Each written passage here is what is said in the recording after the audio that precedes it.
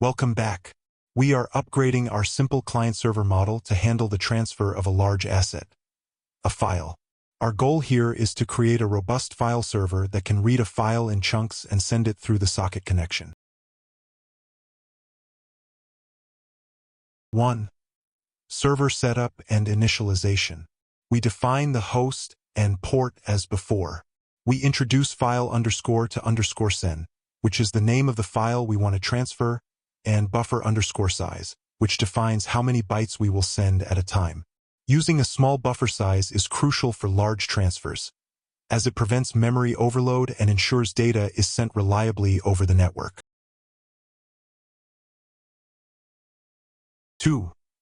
Handling the client connection. Inside our handle client function, after accepting the client connection, we open the file in binary read mode, RB. We then enter a while true loop. In each iteration, we use file.read parenthesis with the buffer _size to read a data chunk. When file.read returns an empty chunk, it signifies the end of the file and we break the loop. Crucially, we use conn.sendall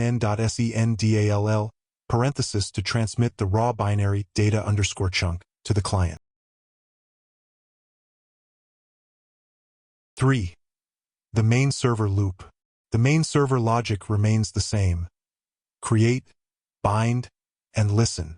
The while true loop accepts the incoming connection and then calls our handle client function with the new connection socket. Note: in a production application, you may use a thread here to allow the server to handle multiple clients concurrently, which we learned in the previous section.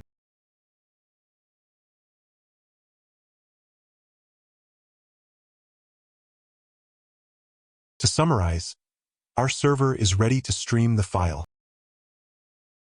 Our next lecture 27.08, File Client. See you there.